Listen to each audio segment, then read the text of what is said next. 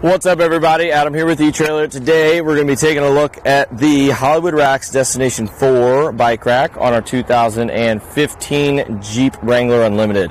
So this is going to be able to go on your vehicle, but if you have a motorhome and you have multi-uses, this is motorhome approved, which is kind of cool.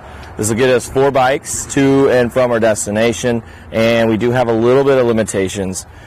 One, it is a frame mount, so this probably isn't the best choice for your carbon fiber frame bikes, but also we're going to be limited to 35 pounds per bike. So some of your heavier bikes, just make sure that it's under that so we don't really go over it and stress this thing out. Also, we're going to have a limitation of 3-inch tire width. So for some of your fat tire bikes and stuff, this probably isn't going to be the best. But if you do check all those boxes, we just want to make sure that the maximum wheelbase isn't going to be any larger than 48 inches, which is basically the center of where your wheel touches the ground to the center of where your back wheel touches the ground. So just make sure all that's good. But let's go ahead and take a look. Well, one, we are going to have 3 points of contact. We're going to have some down by our wheels right here, and this is typically what I start with whenever we're going to take this off. So we have a little rubberized thing here, so it's not going to scratch our wheels. All we got to do is just kind of press down to get these straps undone. We're going to do the same thing for the other side. And notice how there's 2 different holes here. So if it works out a little bit better and you figure out which bike's going where, you can use this to kind of relocate if it's best. So we do have a little bit of adjustments there just for the straps for our wheels. But now up here, the cool thing about these is they do have another coating, of course, both on the strap and on the face of our little mount.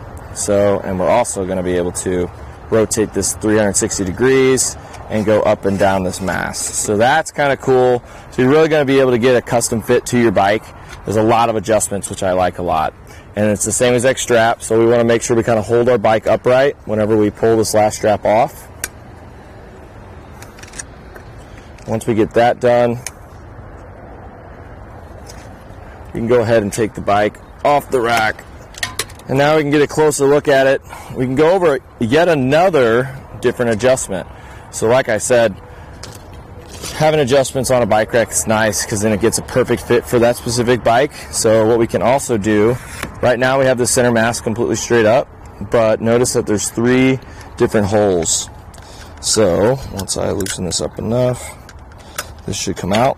So we have a hole in the middle, which makes it upright. But if we were to use the lower one, it'll go a little bit tilted that way.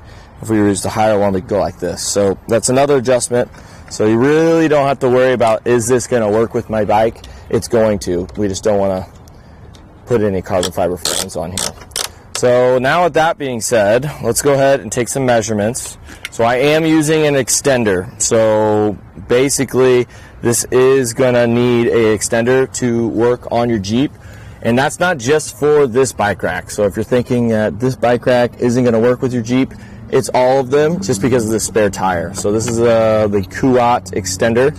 You can use that. Just remember it's going to cut your hitch's capacity in half, which shouldn't be a big deal with this rack. So I'm going to measure from the center of the hitch pin hole to the farthest out, just to give you an idea if you do plan on putting this on your motorhome or whatever. That's going to be the measurement from wherever the hitch pin hole is on your hitch or the extender. So let's go ahead and get that. It's going to be about 44 inches from there all the way to our reflectors on the back. But we can cut that down a little bit. And it's going to be a little knob. There's going to be a little pin on one side. Go like this. It's a threaded knob. So once you get that undone, pull this out, rotate it up, and then replace it. And then once we get that done, we just need to screw it back in and replace our pin. And that's going to bring our distance down to about 17 inches. So it's not a whole lot. If you didn't have the spare tire on here, it's basically adding just as much as a spare tire. So that's kind of cool. And we're not going to really be able to open up the back hatch on our Jeep unless there's no bikes installed. But still, most likely not going to happen. And that's typical with any bike rack that's in your hitch. All in all, I definitely recommend this bike rack if you're looking for a somewhat cost-effective way to get a lot of bikes to the trail. This is a bike rack that's going to really have a lot of adjustments to custom fit to your bike. So I really like that, so you know your bike's going to be nice and secure. And it does come with a locking core for the shank. So this is for a 2-inch hitch receiver. It comes with a lock and a set of keys. And basically, that's just going to prevent anybody from stealing your bike rack. If you do want to grab a cable for your bike so they don't run off either, go ahead and grab that. It does not come with the kit. And then it does come with an anti-rattle bolt, which basically what that does is it just takes all that rattling out of the inside of your hitch receiver. And that's just going to be a lot better than just hearing it. And the components are going to feel it, and so are your bikes. So the anti-rattle bolt is a must in my opinion, and this one comes with it, so that's always good.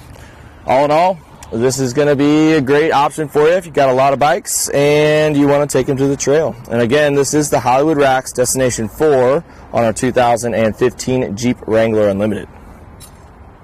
Now we're going to go ahead and take it on our test course. First we'll start with the slaloms. This is going to show the side-to-side action. It's kind of going to mimic the movements that you'll see whenever you're driving down the road normally.